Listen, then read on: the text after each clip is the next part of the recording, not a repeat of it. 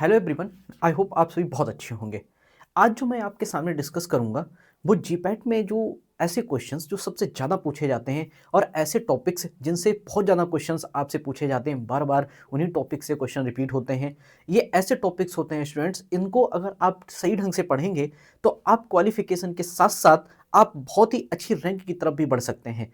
इन ऐसे टॉपिक हैं ये जो आपके जो कोर सब्जेक्ट्स हैं उनसे मैंने सेलेक्ट किए हैं, उन्हीं को मैंने इसमें दिखाया है और जिनसे आप देखेंगे हर जीपैट का किसी भी ईयर का आप पेपर उठा के देख लीजिए, आपको उस टॉपिक से 3 to 4 क्वेश्चन, 4 to 5 क्वेश्चन आपको मिलेंगे। ऐसे इंपॉर्टेंट क्वेश्चन इन टॉपिक से आते हैं। आप इस टॉपिक्स पर ध्यान दीजिए और मैंने देखिए इसमें क्या क्या चीज़ इन्वॉल्व की है। सबसे पहले आपका जो टॉपिक का ही नाम है वो है टॉप 50 हाई यील्ड टॉपिक्स हैं। ये वो क्या है जीपैट 2026 में जो आपके लिए बहुत ज़्यादा इंपॉर्टेंट हो सकते हैं। स्टूडेंट्स देखिए, मैंने पूरी स्लाइड ये कवर की हुई है और मैं आपको एक एक चीज़ बताऊंगा कि ये कितने इंपॉर्टेंट हैं और आपको कितना इन पर ध्यान देना है और कैसे देना है। देखिए, टॉपिक जो है आज का हमारा वो यही है, टॉप 50 जो हमारे क्वेश्चंस हैं, top 50 high yield GPAT 2026 topics. मतलब क्या है कि ऐसे टॉपिक्स मैंने 50 आपके पूरे सिलेबस से मैंने सिर्फ 50 टॉपिक सिलेक्ट किए हैं जो क्या है बहुत ज़्यादा इंपॉर्टेंट होते हैं। देखिए आगे बढ़ते हैं और एक एक चीज़ को प्रॉपर तरीके से समझते हैं। देखिए सबसे पहला जो सब्जेक्ट है मैंने यहाँ पे लिखा हुआ है, ये आप देख सकते हैं। जो आपका पहला सब्जेक्ट है वो है यहाँ पे फार्मास्यूटिकल केमिस्ट्री। फार्मास्यूटिकल केमिस्ट्री से क्या क्या इंपॉर्टेंट हो सकता है ये मैं आपको बताता हूँ। सबसे पहले आप ध्यान दीजिए, देखिए ये stereo chemistry and isomerism. Students इसमें कुछ अगर आप कुछ लोग ऐसे होंगे जिन्होंने अगर यहाँ पे जीपैट 2025 का पेपर दिया होगा या जिन्होंने 2025 का पेपर देखा होगा, उन्होंने देखा होगा कि आपसे स्टीरियो केमिस्ट्री के आपसे बहुत ज़्यादा क्वेश्चन पूछे गए थे। काफ़ी क्वेश्चंस थे, सिस्ट्रांस के भी काफ़ी क्वेश्चन आए हुए थे, सिस्ट्रांस के ऊपर क्वेश्चन पूछे गए थे, ऑप्टिकल एक्टिविटी के ऊपर क्वेश्चन आए हुए थे। तो ये आपके लिए बहुत ज़्यादा इंपॉर्टेंट टॉपिक हो जाता है। ठीक है, ये बहुत इंपॉर्टेंट है, तो प्लीज़ आप भी इस पर उतनी ढंग से फोकस करिएगा जितना आप बाकी टॉपिक्स पर ध्यान दे रहे हैं। एरोमेटिक कंपाउंड्स में देखिए क्या, एरोमेटिक कंपाउंड्स में आपको फोकस करना है रिएक्शन मैकेनिज्म पर। ठीक है, रिएक्शन मैकेनिज्म कितने टाइप्स की होती हैं उनके ऊपर आप फोकस करिए, कौन कौन टाइप्स होते हैं, कहाँ पे एडिशन रिएक्शन है, कहाँ पे न्यूक्लियोफिलिक रिएक्शन है, इन सब पे आप ध्यान दीजिए। उसके बाद ये सब्स्टिट्यूशन पैटर्न सबसे ज़्यादा इंपॉर्टेंट हो जाता है। यहाँ पे आपको पता होना चाहिए SN1 रिएक्शन, SN2 रिएक्शन, ये सारी चीज़ें आपको पता होनी चाहिए। SN1 में क्या होता है और SN2 में क्या होता है, कहाँ रेट लिमिटिंग स्टेप होता है, ये आपको पता होना चाहिए। और इसी के साथ साथ आपको इसमें इलिमिनेशन रिएक्शन जो होती है E1 E2 E1CB, आपको ये भी पता होना चाहिए कि ये क्या होती है। E1CB कॉन्जुगेट बेस जो होता है उसका कौन कौन से एग्जाम्पल होते हैं, ये भी आपको ध्यान देने हैं, बहुत इंपॉर्टेंट है। जस्ट आप इन पे जल्दी जल्दी से फोकस कर लीजिए, काफ़ी टाइम बचा नहीं है आपके पास। इनको आप एक समराइजेशन वे में भी देख लीजिए, ये ऐसे टॉपिक्स हैं। उसके बाद जो कार्बोहाइड्रेट्स एंड अमीनो एसिड में सबसे ज़्यादा आप जानते ही होंगे अमीनो एसिड में क्या होता है स्टूडेंट्स, जो इनका एग्जाम्पल्स होते हैं वो बहुत इंपॉर्टेंट होते हैं। और कुछ आप अमीनो एसिड्स में आप क्या करिए, उनके स्ट्रक्चरल पैटर्न को याद कर लीजिए। ठीक है, उसके बाद कार्बोहाइड्रेट्स में आ जाइए। कार्बोहाइड्रेट्स में आपसे पूछा जा सकता है मोनोसैकेराइड्स में, ठीक है, डायसैकेराइड में क्या होता है, ये ऐसे टॉपिक्स हैं यहाँ से आपसे क्वेश्चन पूछे जाएंगे। मोनोसैकेराइड जैसे आपसे पूछा जा सकता है फ्रक्टोज हो गया और आपसे ग्लूकोज हो गया, इसमें क्या मेन डिफरेंस है, तो आपको पता होना चाहिए कहाँ पे सी, कहाँ पे क्या होता है, कहाँ पे कीटोन है, कहाँ पे एल्डिहाइड है, ये चीज़ आपको पता होनी चाहिए। इस तरीके से आप सारी चीज़ों को एक बार देख लीजिए। उसके बाद हेट्रोसाइक्लिक केमिस्ट्री में आपको क्या इंपॉर्टेंट है, nitrogen oxygen sulphur containing rings जो होती हैं उनके नाम एक बार आप देख लीजिए। आप कहाँ पे, जैसे मैं आपको सपोज करिए इस तरीके की एक रिंग अभी आपके सामने बना दे रहा हूँ, इस तरीके की रिंग्स होगी, यहाँ पे O लगा हो, यहाँ पे S लगा हो, इस तरीके की रिंग्स को देख लीजिए आप, इनके क्या नाम होते हैं। ये क्या करेंगे आपके मेडिसिनल केमिस्ट्री में बहुत ज़्यादा हेल्प करेंगे, जहाँ से आप क्या करोगे अपने कॉन्सेप्ट को समझ पाओगे कि किस मेडिसिनल केमिस्ट्री के कौन से स्ट्रक्चर्स में कौन सी रिंग है, इस पर आप बार देख लीजिए। और जो आपके कुछ टॉपिक्स होते हैं मेडिसिनल केमिस्ट्री में, एक बार आप सार पे फोकस कर लीजिए, एक बार सार देख लीजिए। सार पे इतना फोकस बहुत ज़्यादा मत करिएगा, बट जो इंपॉर्टेंट हैं उनके ऊपर आप ध्यान दीजिए। जैसे मैं आपको बताता हूँ यहाँ पे एंटीबायोटिक्स, एंटीबायोटिक्स के सार पर आप ध्यान दीजिए। एंटीबायोटिक्स के जैसे पेनिसिलिन का हो गया, पेनिसिलिन पर आप ध्यान दीजिए। ठीक है, सिफाइलोस्पोरिन पर आप ध्यान दीजिए। तो आप ये ऐसे टॉपिक्स हैं, यहाँ से आप समझ सकते हैं, पूरा एंटीबायोटिक्स आपको क्लियर हो जाएगा। यहीं पे आपको टेट्रासाइक्लिन हो गया, आप टेट्रासाइक्लिन को समझिए इसी जगह पे। उसके बाद यहीं पे आप देख सकते हैं क्लोरमफेनिकॉल में OH लगा हुआ है, H कौन सी पोजीशन पर ये हैं, इनको भी एक बार आप देख सकते हैं। उसके बाद ये तो हैं आपके क्लिनिकल एप्लीकेशंस के टॉपिक हैं, ये एंटी हाइपरटेंसिव सीवीएस ड्रग, ये जो इस तरीके की ड्रग्स हैं इनके ऊपर भी आप ध्यान दे सकते हैं। जो मोस्ट इंपॉर्टेंट है वो आप यहाँ पे जो मैं आपको बता रहा हूँ कि जहाँ से क्वेश्चन ज़्यादा बनने की सबसे ज़्यादा आपकी टेंडेंसी होती है, वो जैसे कि आपकी हो गई कहाँ पे, एंटीबायोटिक्स से आपसे क्वेश्चन पूछा जाएगा, तो आप ध्यान रखिएगा। फिर मैं आगे बढ़ता हूँ और आपको बताता हूँ, देखिए आगे जो सब्जेक्ट यहाँ पे लिखा हुआ है वो भी आप ध्यान दीजिए और साथ साथ में पढ़ते रहिए सारी चीज़ें। देखिए यहाँ पे क्या है, फार्मास्यूटिक्स है और फिजिकल फार्मेसी, इससे रिलेटेड मैं आपको टॉपिक्स बताता हूँ कौन कौन से इसमें इंपॉर्टेंट है, वो आप एक बार देख लीजिए।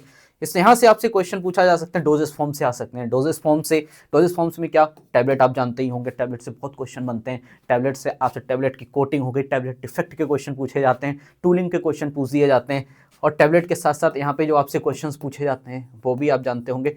कैप्सूल से बहुत सारे क्वेश्चन आते हैं, कैप्सूल से भी क्वेश्चन पूछे जाते हैं, hard gelatin capsule and soft gelatin capsule. Semi solid पे आप ध्यान दीजिए, लिक्विड्स में आप इनकी एक बार टेस्टिंग देख लीजिए कौन कौन से टेस्ट इसमें होते हैं।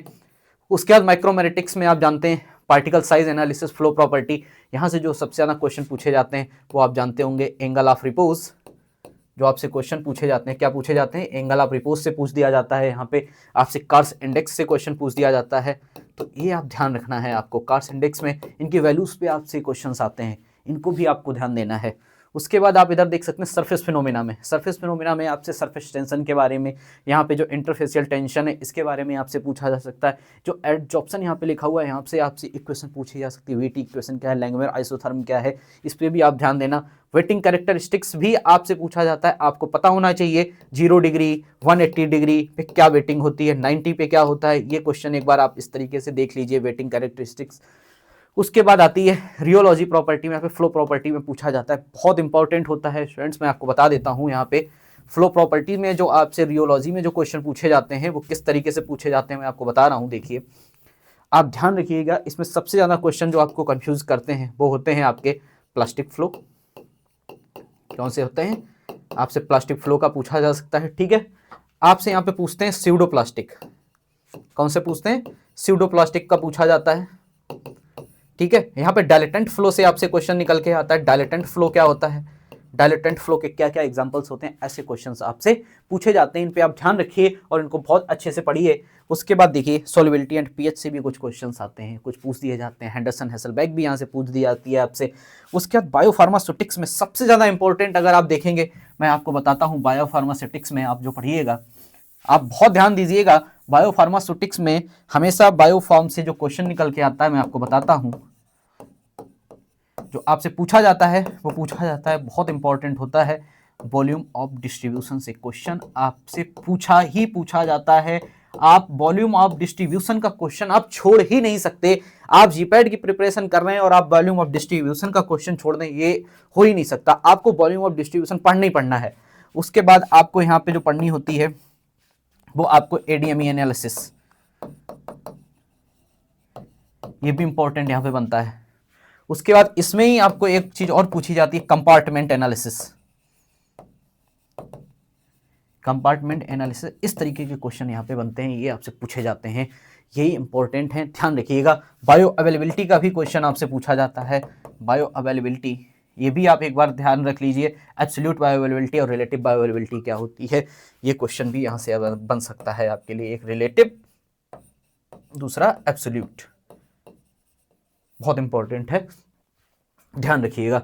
एनडीडीएस में आपसे क्या क्वेश्चन पूछा जा सकता है, एनडीडीएस में जो सबसे ज्यादा इंपॉर्टेंट बनता है यहाँ पे मैं आपको बता देता हूं।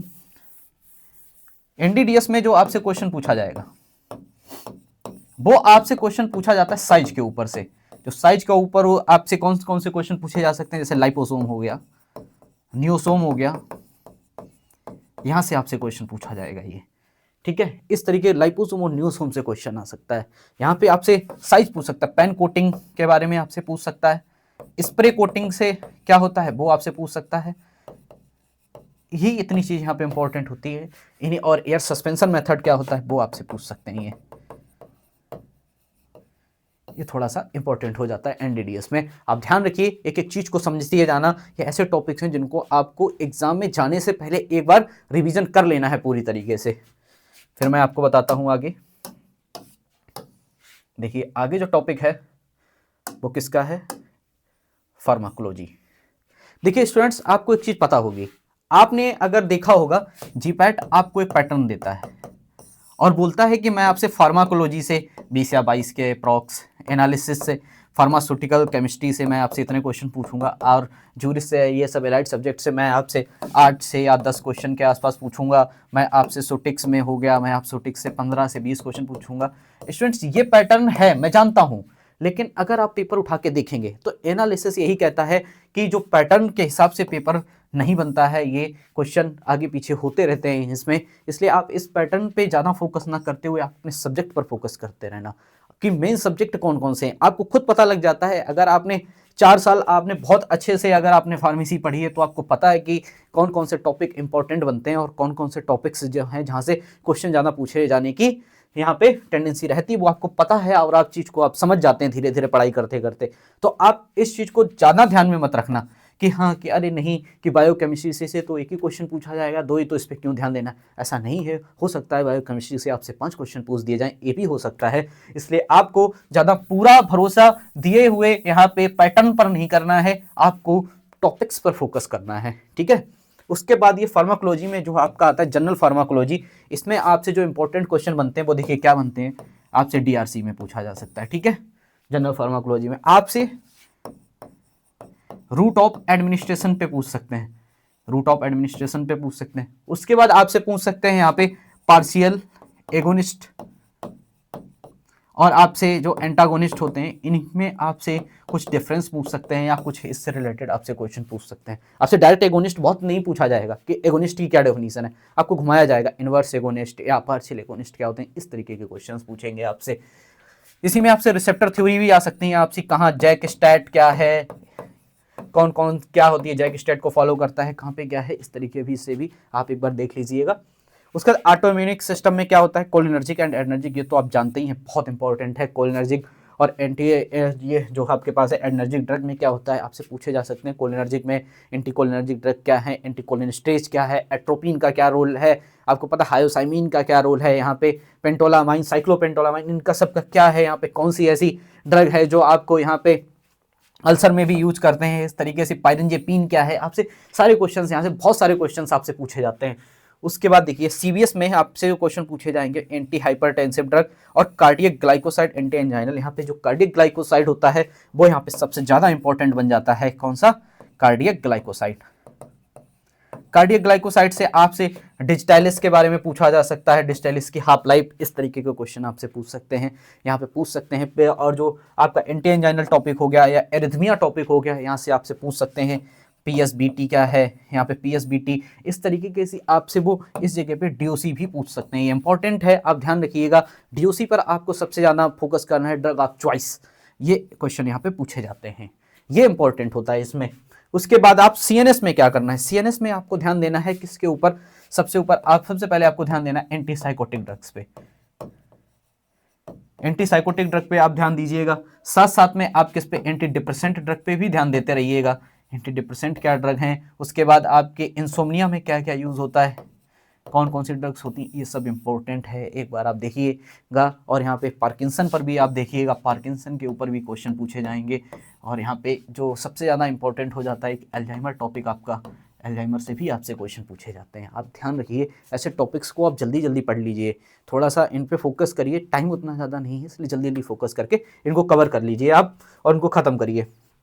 इंडोक्राइन सिस्टम से भी आपके क्वेश्चन बन जाते हैं, इंडोक्राइन से आप समझ सकते हो सबसे ज़्यादा यहाँ पे इंपॉर्टेंट आपके जो क्वेश्चन बन जाते हैं, जैसे कि आपसे डायबिटीज़ में आपसे क्वेश्चन पूछा जाता है, डायबिटीज़ में पूछा जाता है, इंसुलिन का ही पूछ देते हैं कि कौन कौन सा यहाँ पे रैपिड है, कौन सा यहाँ पे लॉन्ग है, कौन सा शॉर्ट है, कौन सा रैपिड, ये क्वेश्चन आपसे पूछा जाता है किस पे, डायबिटीज़ में, इंसुलिन में आ जाता है। उसके बाद आपसे एंटी डायबिटिक ड्रग में पूछ दिया जाता है कौन सी ड्रग यहाँ पे, कौन सी जो है वो आपकी सेकंड लाइन है, कौन सी आपकी फर्स्ट लाइन है। टॉल्ब्यूटामाइड का आपसे सार भी पूछ देते हैं, मेडिसिनल केमिस्ट्री में कभी कभी पूछ दिया जाता है। ग्रेवेंक्लामाइड, ये जो आपकी जी वाली ड्रग है, ये किस क्लास में आती हैं। उसके बाद आपसे बोगलीवोज, अकारबोज, ये कहाँ पे आप पढ़ते हैं आप। एंटीमाइक्रोबियल्स में आप समझ गए होंगे, एंटीमाइक्रोबियल में भी आपसे पूछा जाएगा। आप एक चीज़ और ध्यान रखिएगा, यहाँ पे एक टॉपिक है, जैसे ये देखो लिखा हुआ है कीमोथेरेपी। कीमोथेरेपी जो है यहाँ पे आप ध्यान रखिएगा, कैंसरस बहुत इंपॉर्टेंट है, आप इस टॉपिक को बिल्कुल मत छोड़िएगा। मैं आपको बताता हूँ एक चीज, जो आपका यहाँ पे एंटी कैंसर का टॉपिक है स्टूडेंट्स, देखिए रियलिटी है इस एंटी कैंसर की, ये सीधी सीधी सी है। एंटी कैंसर से अब क्वेश्चन बहुत ही अच्छे बनते हैं। एंटी कैंसर से जो आपसे क्वेश्चन पूछे जाते हैं थोड़ा सा केस स्टडी से रिलेटेड होते हैं। केस स्टडी से आपने अगर एमस्क्री का भी पेपर देखा होगा, अगर आपने 2025 का पेपर देखा होगा, तो वहां पे बहुत सारे क्वेश्चन थे केस स्टडी के ऊपर। और केस स्टडी में मोस्टली क्वेश्चन जो आपके आ जाते हैं वो एंटी कैंसर टाइप के आ जाते हैं, कैंसर टाइप के आ जाते हैं। तो आप एक बार थोड़ा सा बहुत ज़्यादा फोकस कर लेना कैंसर पे ऊपर। कैंसर से जो क्वेश्चन पूछे जाते हैं अच्छे क्वेश्चन पूछे जाते हैं, यहाँ पे आप ध्यान रखिएगा। बहुत ज़्यादा कंफ्यूजिंग होते हैं क्वेश्चन, ये आपको पता होना चाहिए। अगर आप यहाँ पे जो ब्रेस्ट कैंसर है, तो ब्रेस्ट कैंसर में आप कौन सी ड्रग आप चॉइस मोस्टली प्रिस्क्राइब करेंगे, इस तरीके का भी इंपॉर्टेंट क्वेश्चन आते हैं। आप देखिएगा वहाँ पे। और आपसे पूछा सिस्प्लेटिन हो गया आपके पास, जैसे सिस्प्लेटिन हो गया, तो सिस्प्लेटिन से रिलेटेड आपसे क्वेश्चन पूछ देगा, ठीक है। उसके बाद आपसे नाइट्रोजन मस्टर्ड इसमें हो गया, नाइट्रोजन मस्टर्ड के ऊपर क्वेश्चन पूछ देगा। और यहाँ पे बहुत सारे क्वेश्चंस रहते हैं वो आपसे पूछे जा सकते हैं। आप ध्यान रखिएगा, यहाँ पे इंपॉर्टेंट टॉपिक है ये सिंपल नहीं, इसको आप थोड़ा सा बहुत ही लाइटली मत लीजिएगा। इस टॉपिक को थोड़ा सा इस पर ध्यान दीजिएगा और प्रॉपर फोकस के साथ पढ़िएगा, यहाँ से आपको बहुत ज़्यादा क्वेश्चंस मिलेंगे। उसके बाद हम आगे बढ़ते हैं और आपको बताते हैं फार्माकोग्नोसी। देखिए स्टूडेंट, फार्माकोग्नोसी में आपसे क्या क्वेश्चन पूछे जा सकते हैं। फार्माकोग्नोसी में आप सबसे ज़्यादा इंपॉर्टेंट होता है एल्कलॉइड। एल्कलॉइड हो गया, एल्कलॉइड में आप जानते हैं इसमें आपसे एल्कलॉइड के टेस्ट पूछे जा सकते हैं, ठीक है। मेयर टेस्ट पूछा जा सकता है, ड्रैगन ड्रॉप क्या है, ड्रैगन ड्रॉप में क्या क्या होता है, ठीक है। बैगनर क्या है यहाँ पे, ठीक है। हैगर रिएजेंट टेस्ट क्या होता है ये आपसे पूछा जाएगा। ग्लाइकोसाइड बहुत इंपॉर्टेंट है, ग्लाइकोसाइड कौन सा, एन ग्लाइकोसाइड, सी ग्लाइकोसाइड, ये भी एक बार आप देख लीजिए। यहाँ पे कौन सा बिटालिमोरिन टेस्ट है, आप यहाँ पे ध्यान दीजिएगा। कौन सा यहाँ पे केडे टेस्ट है, ये सब आपसे पूछे जा सकते हैं। आप एक बार इन पे ध्यान रखिएगा केडे क्या है, ठीक है। उसके बाद आप टेनिन्स पे जाइएगा, टेनिन्स के भी आप टेस्ट को पढ़ लेना। टेनिन्स से भी पूछा जाता है कभी कभी क्वेश्चन कि टेनिन्स का रोल क्या है, ठीक है। टेनिन्स में आप समझ रहे होंगे यहाँ पे जो आपके टाइप्स ऑफ टेनिन्स होते हैं, ठीक है। हाइड्रोलाइजेबल टेनिन्स जैसे कि हो गया, इस तरीके के टाइप्स आपसे पूछे जाते हैं। वोलाटाइल्स में भी क्वेश्चंस आपसे पूछा जाता है, टर्पीन्स के ऊपर पूछ देते हैं। टर्पीन्स, आप टर्पीन्स की एनालिसिस को ध्यान रखिएगा। मोनोटर्पीन्स, डाइटर्पीन्स, एक देखिए आप सब कुछ ध्यान रखते हैं। आपसे एग्जाम में कभी कभी पूछा सब्स्टिट्यूटिव टर्पीन्स और सिस्टर टर्पीन्स। सिस्टर टर्पीन क्या होता है और सब्स्टिट्यूटिव टर्पीन्स क्या होता है, एक बार इनके ऊपर आप ध्यान दीजिएगा। नोलर रीजन टेस्ट क्या होता है, इस पे भी आप फोकस करिएगा। ये सारी चीजें हैं, थोड़ी इंपॉर्टेंट हैं, बस ये आप एक बार फार्माकोग्नोसी में देख लीजिएगा। उसके बाद देखिए आगे मैं बताता हूं आपको एनालिसिस में। एनालिसिस में देखिए क्या है, एनालिसिस में आपको किसके ऊपर सबसे ज्यादा ध्यान देना है। एनालिसिस में देखिए आपने जो अपने फर्स्ट सेमेस्टर में पढ़ी होगी, फर्स्ट सेमेस्टर में आप जो एनालिसिस पढ़ के आए होंगे बहुत इंपॉर्टेंट है। फर्स्ट सेमेस्टर की एनालिसिस में आपने सबसे ज्यादा आपको ध्यान देना है पोटेंशियोमेट्री, ठीक है। पोलैरोग्राफी, पोलैरोग्राफी क्या है इसके ऊपर आपको ध्यान देना है, ठीक है। आप ध्यान रखिएगा, इनको बिल्कुल भी आपको नहीं भूलना है। साथ साथ में इसी में आपसे जो पूछी जाती है एल्कोबिक इक्वेशन, जो आपकी एल्कोबिक इक्वेशन होती है वो इंपॉर्टेंट होती है। 607 जो भी होती, आप एकदम बढ़िया ढंग से इस पे ध्यान देना कि यहाँ पे कहाँ पे एनसीडी क्या पावर रहती है उसकी क्या नहीं, एक बार उसको भी अच्छे ढंग से देख लीजिएगा।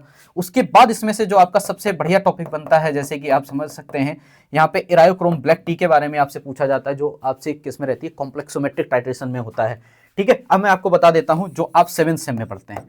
7th सेम में क्या इंपॉर्टेंट बन जाता है, जैसे HPLC हो गया, GC टेक्निक्स हो गई, ये बहुत इंपॉर्टेंट होती हैं। HPLC में आपसे पूछ सकता है वो डिटेक्टर पूछ सकता है, GC में भी आपसे डिटेक्टर्स के क्वेश्चन पूछा जा सकता है, ठीक है।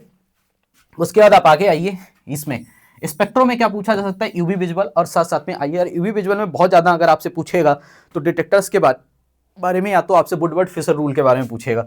उसके बाद आप इंफ्रारेड के डिटेक्टर्स पर ध्यान दीजिएगा, इसमें कौन कौन से आपके रेडिएशन सोर्स यूज होते हैं वो आप ध्यान दीजिए। और साथ साथ में यहाँ पे छोटा सा टॉपिक और लिख लीजिए, एनएमआर। एनएमआर का जस्ट आपसे जो पूछा जाता है वो इंट्रो ही पूछा जाता है। आपको कोई मॉलिक्यूल दे देंगे इस तरीके का, CH3 दे दिया, आपने CH2 बना दिया, फिर CH3 लिख दिया और पूछ दिया इसमें कितने हाइड्रोजन्स हैं, यहाँ पे कितने हाइड्रोजन की स्प्लिटिंग आएगी, इस तरीके से आपसे पूछ सकते हैं। हाइड्रोजन की इनकी पीक कहाँ पे आएगी, ये बस इतना क्वेश्चन आपसे पूछा जा सकता है एनएमआर में। उसके बाद आप आएंगे मास में, आपसे क्वेश्चन ज़्यादा नहीं पूछेंगे। मास में आपका जो इंस्ट्रूमेंटेशन होता है उसी से क्वेश्चन बनते हैं। अभी आपसे स्प्लिटिंग पैटर्न्स पे ज़्यादा क्वेश्चन नहीं बनते हैं आपके लेवल पे, मास्टर्स में क्वेश्चन इससे ज़्यादा बनते हैं, लेकिन अभी आपसे इतने ज़्यादा क्वेश्चन नहीं पूछे जाएंगे। टाइट्रेशन में आप ध्यान रखिए, जैसे कि मैंने अभी यहाँ पे देखो बता दिया है कॉम्प्लेक्सोमेट्रिक टाइट्रेशन, और यहाँ पे रेडॉक्स पे भी आप फोकस कर लीजिएगा। साथ साथ में यहाँ पे जो एसिड बेस टाइट्रेशन होता है वहाँ से भी कभी एक आधा क्वेश्चन आ जाता है। मोस्टली जो इंपॉर्टेंट मैंने आपको बता दिया, पोटेंशियोमेट्री, पोलैरोग्राफी, पोलैरोमेट्री जो भी है आपका, उसके बाद ये आपके एल्कोविक इक्वेशन से भी क्वेश्चन बनता ही बनता है। ठीक है, ये इंपॉर्टेंट यहाँ पे बनता है, जो आपके लास्ट में जो आपकी यूनिट है उससे बहुत ज़्यादा इंपॉर्टेंट क्वेश्चंस बनते हैं। थोड़ा सा ध्यान रखिएगा और अच्छे से पढ़िएगा। एक आपके और होता है कार्ल फिशर टाइट्रेशन से भी क्वेश्चन आता है, पूछ दिया जाता है, आप ध्यान रखिएगा, यहाँ से भी क्वेश्चन पूछ दिया जाता है, तो इसको आप अलग से पढ़ सकते हैं। आपके साथ सिलेबस का टॉपिक नहीं है, बट आप पढ़ लेना। उसके बाद आगे बढ़िए आप, मैं आपको बताता हूँ। ये देखिए, आपको जो फिजिकल केमिस्ट्री में आपको जो सबसे ज़्यादा ध्यान देना है वो आपका ये प्रॉपर्टी, कोलिगेटिव प्रॉपर्टी पर आप ध्यान दीजिएगा। कोलिगेटिव प्रॉपर्टीज में आपको क्या पढ़ना है मैं आपको बता देता हूँ।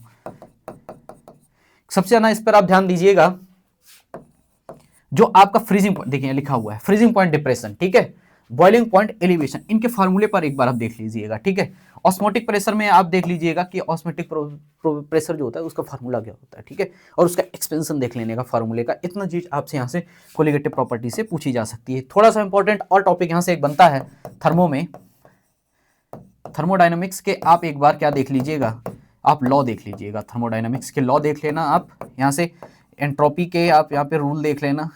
ठीक है, और एक बार एंथैल्पी की आप डेफिनेशन वगैरह भी देख सकते हैं। और यहाँ से एक और इम्पॉर्टेंट टॉपिक बनता है स्टूडेंट्स, जो थर्मोडायनामिक्स से आपसे पूछा जा सकता है, वो बनता है intrinsic and extensive property.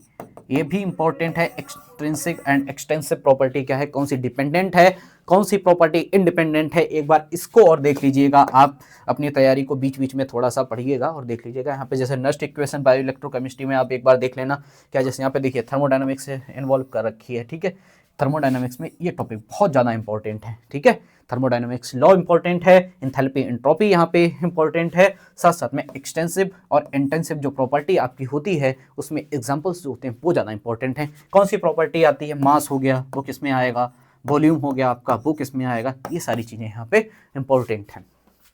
Next देखिए, आगे बढ़ते हैं स्टूडेंट्स। ये सारी चीज़ें हो गई, उसके बाद देखिए आपको मैं बताता हूँ, जितना मैंने अभी तक आपसे डिस्कस किया, ये आप इतना पढ़ने के बाद एक आप क्या करोगे, अच्छे ढंग से, बहुत अच्छे ढंग से क्वालिफाई हो जाओगे, आपकी रैंक भी आ जाएगी।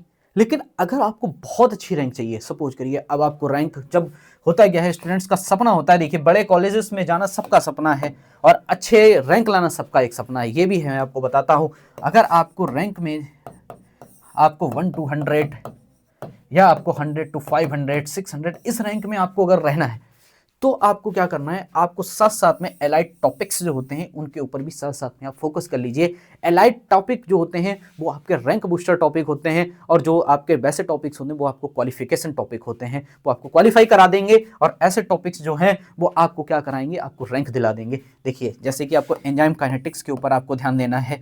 अगर आप enzyme kinetics, Michaelis Menten constant आप जानते होंगे, इसको आप पढ़ेंगे तो आपको समझ में आ जाएगा। Competitive inhibitor, non competitive inhibitor, इस बात पे भी एक बार थोड़ा सा गौर करिएगा। प्रोटीन्स एंड विटामिन्स, ठीक है, विटामिन्स का क्लासिफिकेशन आप याद कर लीजिए। विटामिन ए को क्या बोलते हैं, विटामिन बी को क्या बोलते हैं, सी को क्या बोलते हैं, डी को क्या बोलते हैं, इन सबको आप इंपॉर्टेंट है, इन सबको आप ई को क्या बोलते हैं, सबके नाम आप ध्यान दे कर लीजिएगा। कौन सी मॉइटी इनमें इन्वॉल्व होती है, ये क्वेश्चन आपसे पूछे जाते हैं। उसके बाद आप आ जाइए कार्बोहाइड्रेट में आपसे क्वेश्चन पूछा सकता है। ग्लाइकोलिसिस जो आपकी साइकिल होती है, ग्लाइकोलिसिस की जो साइकिल है उसमें आपके कितने एटीपी बनते हैं, कहाँ पे क्या जनरेट हो रहा है, कौन सा एंजाइम वहाँ पे यूज हो रहा है, क्रैब्स साइकिल में आपसे कितने एटीपी जनरेट हो रहे हैं, क्रैब्स साइकिल में क्या क्या यहाँ पे जो आपके एंजाइम वो इन्वॉल्व हो रहे हैं, कहाँ पे कौन सा कब CO2 निकल रही है, कहाँ वाटर, ये सब सारी चीज़ें इंपॉर्टेंट हैं, एक बार देख लीजिएगा। कीटोन बॉडीज़ क्या हैं एक बार देख लेना, ये आपका सेकंड सेमेस्टर का टॉपिक होता है बट इंपॉर्टेंट होता है, आप ध्यान रखिएगा। उसके बाद आता है बायोलॉजिकल ऑक्सीडेशन में, ये भी आपका सेकंड सेमेस्टर का ही आपकी बायोकेमिस्ट्री का टॉपिक होता है। आप इन चीज़ों पे फोकस करिए और इन चीज़ों पर भी थोड़ा सा देख लीजिए। ETC क्या होता है, ये जो ट्रांसपोर्ट चैन होती है, ऑक्सीडेटिव फास्फोराइलेशन और रिडक्शन रिएक्शंस क्या होती हैं, एक बार आप देख लीजिएगा। ये जो टॉपिक हैं वो क्या है, रैंक बूस्टर टॉपिक हैं, ये रैंक बूस्टर होते हैं, आप ध्यान रखिएगा। ऐसे टॉपिक कौन कौन से जो ये हैं एलाइट टॉपिक होते हैं वो क्या करते हैं, आपको रैंक अच्छी लेके जाते हैं स्टूडेंट्स। ये देखिए आपको और साथ साथ में कौन कौन से टॉपिक आप देख सकते हो, जैसे कि आप देखो मैं आपको बताता हूँ। ये देखिए फार्मास्यूटिकल जूरिस्प्रूडेंस है, इंपॉर्टेंट है। आप जानते हैं फार्मास्यूटिकल जूरिस्प्रूडेंस से भी आपसे 3 से 4 क्वेश्चन पूछे जाते हैं, ठीक है। माइक्रोबायोलॉजी भी आप पढ़ते हैं, उसमें स्टैंडर्डाइजेशन टेक्निक आप ये सब देख लेना। और ये जो आपका पैथोफिजियोलॉजी है, इसमें जस्ट आप छोटी मोटी जो मैकेनिज्म्स होती हैं, नेक्रोसिस, सेल नेक्रोसिस, एपोप्टोसिस, इनको आप देख लेना। बायोटेक्नोलॉजी में सेल कल्चर, रिकॉम्बिनेंट डीएनए, ये थोड़े से टॉपिक ऐसे हैं, ये इनसे कम क्वेश्चंस आते हैं, बट कभी कभी आते हैं, बट 1-2 क्वेश्चन आते हैं, इनसे पूछ दिए जाते हैं, ज़्यादा नहीं आते हैं यहाँ से क्वेश्चन, बस बहुत कम क्वेश्चन आते हैं यहाँ से। उसके बाद ये जो इंपॉर्टेंट हॉस्पिटल फार्मेसी से पूछ दिए जाते हैं, आपसे बेड के ऊपर क्वेश्चन पूछ दिया जाता है कि कितना बेड का हॉस्पिटल हो तो वहाँ पे कितने आपको फार्मासिस्ट रिक्वायर्ड होते हैं। एनाटॉमी एंड फिजियोलॉजी में आपसे क्वेश्चन पूछ दिया जाता है, बोन्स के ऊपर क्वेश्चन यहाँ पे बनता है, सबसे ज़्यादा इंपॉर्टेंट क्वेश्चन बनते हैं बोन्स के ऊपर, बोन्स पे आपसे पूछ दिया जाता है क्वेश्चन। तो अब ये ऐसे टॉपिक हैं, बताया ये आपको क्या दिलाएंगे, रैंक। क्वालिफाई तो आपको उतने सब्जेक्ट करा देंगे, बट आपको रैंक अच्छी लानी है तो आपको ऐसे एलाइड सब्जेक्ट पर भी ध्यान देना है। ये देखिए आपकी, मैंने आपको क्या बताए हैं यहाँ पे, 50 टॉपिक्स बताए हैं, ठीक है। कौन कौन से कोर सब्जेक्ट मैंने यहाँ पे कवर किए हैं, 8 कोर सब्जेक्ट को कवर किए हैं। स्टूडेंट्स ध्यान रखिएगा, आपको यहाँ पे कोर सब्जेक्ट पर फोकस करिए, कोर सब्जेक्ट का ही टाइम है इस टाइम, जो आप कोर सब्जेक्ट पर फोकस करिए, और जो आपके थोड़े से कम हैं उनके ऊपर आप जस्ट उनको एक दिन आप उनके लिए निकालिए और उनको कवर कर डालिए जल्दी से। और उसके बाद स्ट्रेटजिक जो प्रिपरेशन यही है आपके पास, आप फ्लैश कार्ड आपके पास जो भी है, और आपने जो भी प्रिपरेशन के अपनी ड्यूरेशन में जो भी फ्लो चार्ट बनाए उनके ऊपर आप फोकस करिए।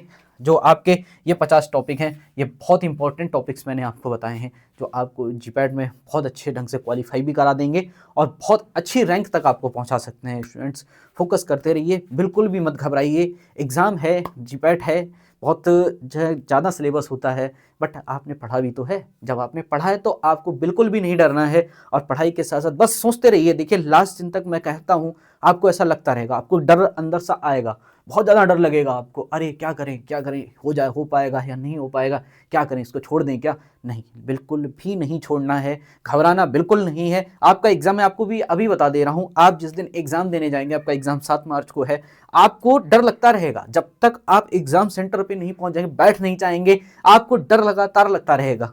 लेकिन क्या है, आपको बिना डरे, लेकिन अपने मन में एक चीज़ बनानी है कि बिल्कुल मुझे डरना नहीं है, मुझे अच्छे ढंग से जाना है और बस एग्ज़ाम देना है और अच्छी से अच्छी रैंक लानी है। डर रहे हैं मत, छोड़ दीजिए, डरना छोड़ दीजिए। Thank you students, I hope आपको मेरी सारी बातें समझ आ गई होंगी, ठीक है। Thank you students.